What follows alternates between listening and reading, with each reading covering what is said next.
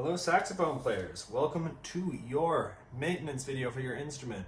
We want to make sure we're in full working condition before we start the year.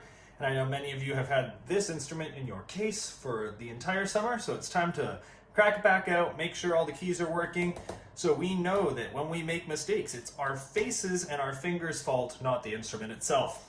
So right off the bat, first thing you're going to do, every time you take your instrument out of the case and get ready to play it, water in a cup or a container of some variety, you are going to take your reed and drop it right in there.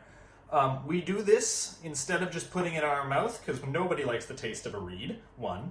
And two, reeds are actually just made of wood, as you could probably guess and see, but the human mouth makes the enzymes that actually are quite harmful to wood. So over time, if you use your spit on a reed, it will become more and more degraded, and reeds will actually die a lot faster if you just use spit on them to wet them. So we're going to get in the habit of having a water container whenever we're doing this, and just soak your reed in it. We can set that to the side instead of you having to hold it in your mouth. The three parts of the instrument we're going to talk about are obviously the body with the most moving parts, the neck, and your mouthpiece. So starting with the easiest to maintain, take out your mouthpiece. I'm going to scoot this to the side. Your mouthpiece is two parts. It's your ligature, this metal part, and the actual mouthpiece. This is where most of the saliva comes through, so it's going to be the part we have to care about cleaning the most. How we're going to clean it? You need cotton swabs, circular makeup removing cotton swabs, a selection of Q-tips. I like to use those. You're going to need cork grease for this right here. What else will we need? You'll need a sham of some variety. This came with your instrument. It has a weighted metal thing at the end. That's going to be to clean out the bell and everything. And then my favorite that you're going to need to clean the instrument accurately, 95% ethyl alcohol. This can be bought at a parking shop, a grocery store, a Watson's pharmacy. They have these all over the city. We use ethyl alcohol to clean instead of water, because if you use water and it doesn't dry completely, it can rust your instrument or mold your instrument. Ethyl alcohol evaporates almost instantly, so you don't have to worry about rust and or mold.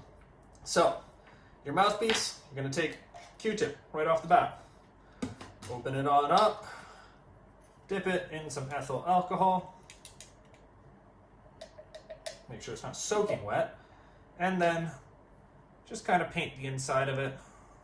Give it a little scrub. Make sure you get the bottom side too. You can approach it from the bottom as well. Spin it around. Just get in there. And mine's actually quite clean, so that's nice. You can give the outside a scrub. You'll notice there should be actually some blemishes on the top of your mouthpiece where your teeth hit it. That's okay, that's not dirty. That's just from you playing your instrument like you're supposed to. So do not worry about blemishes like that. Your ligature should not need to be cleaned. If it does, you can always give it a quick scrub down with the same ethyl alcohol Q-tip that you were just using. But there's your mouthpiece done, right? Moving down the instrument, here's your neck piece. You're going to pull out your cork grease. You should have cork grease. It came with your instrument. Open it on up. Looks like chapstick. You're going to rub your finger in it just a tiny bit. Get a little bit of coating on there. And then kind of rub it around the instrument. Rub it around that cork area. Don't cake it, but get it nice and covered. If you have a new saxophone and you haven't done this, it's going to require more cork grease than an older saxophone. Right? Because you're breaking in this cork. You're getting used to it being on the instrument, and it's going to be easier for you to fit your mouthpiece on the headstock when you get it in there. Neck joint, sorry, not headstock. So, get it on there. When you have a new saxophone, you should be doing this every time you take it out for the first couple weeks if you're doing it every day. And then you do it probably once a week just to make sure it's healthy. Or if it's very old and starts to crack, it will need more. So take the mouthpiece just as a test, give it a wiggle on, and a wiggle off, and a wiggle on, and a wiggle off, just to see how hard it is. It should not be difficult, it should not be physically taxing to do that. Whenever you do that, this is the most sensitive part of the alto saxophone. Tenor saxophone, bari sax too.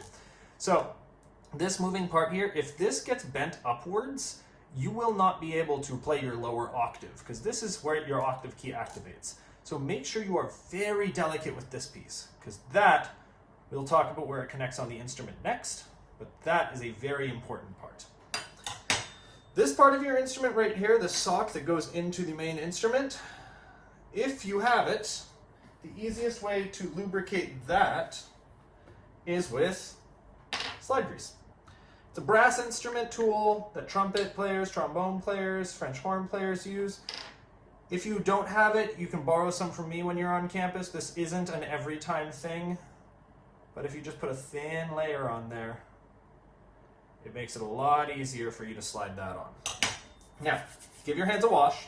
Take a second, go to the sink and give your hands a wash, and then we will put this all together. So, grabbing your instrument, let's take a look at this. We're going to put the parts we've already cleaned to the side. Your sax has a lot of keys. The keys themselves we're not going to talk about repairing today because that's a professional instrument repairman's job.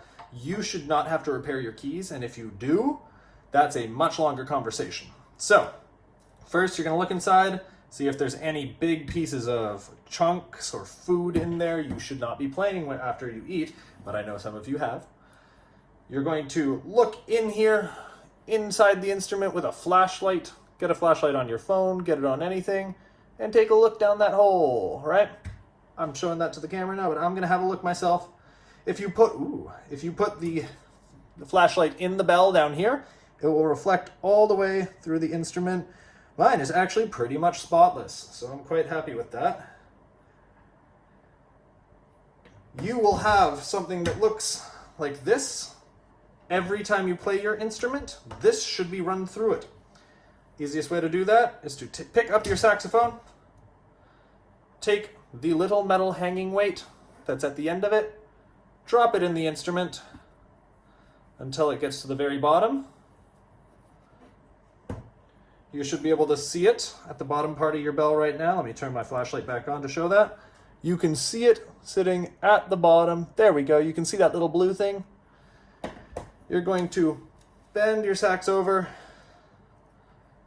grab it at the end, and then just gently, very gently, pull it through the saxophone, catching all of the spit and gunk that's in there. You should do that every single time you play. That sham that I just used was actually a clarinet sham, so yours should be a little bit thicker than that because your instrument has bigger holes than a clarinet. Now, other than that, we just need to put it together. So, I'm going to take your neck joint. See this piece right here where your octave key is? This is the second most delicate piece of a saxophone. If this gets bent, you also don't get to play in your lower octave. So, when you put this on, be sure that these two parts do not bend each other. Very short range wiggles. Don't go like crank, crank, crank. Just short wiggles. And then when you press the octave key, it should raise this up top. And when you let it go, it should close all the way down and create a seal.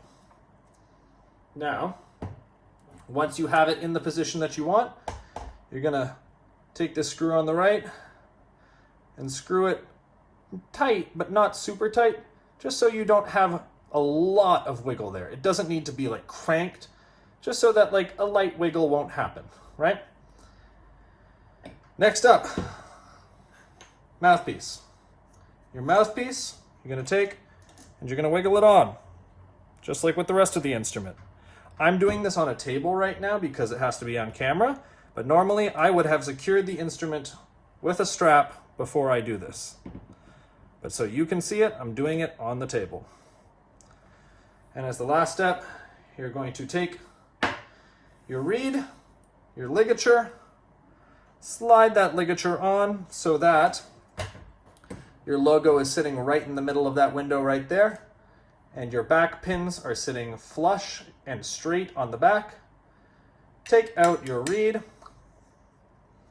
suck off the extra water on there, and now I'm going to see if I can do this with one hand holding the instrument. I'm going to slide that reed on.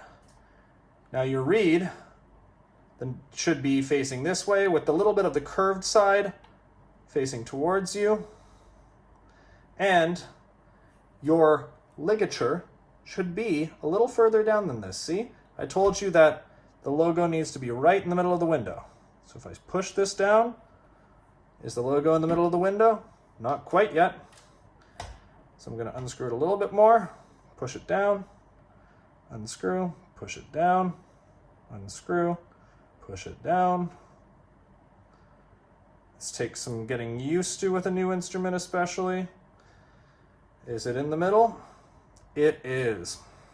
So that's how you know that you're in the right place for the ligature to be vertically. And then you need to make sure your reed is straight and that you have just a little bit of a black sliver when you look at it above. So it should look like, let me hold my instrument correctly, look like that. Right, see there's a little sliver of black up here. There could probably be a tiny bit more, but it's straight on there. And then there's your assembled saxophone. Right? Now, to make sure all the keys are working, grab it, starting at whatever note you want to. I generally start at a G.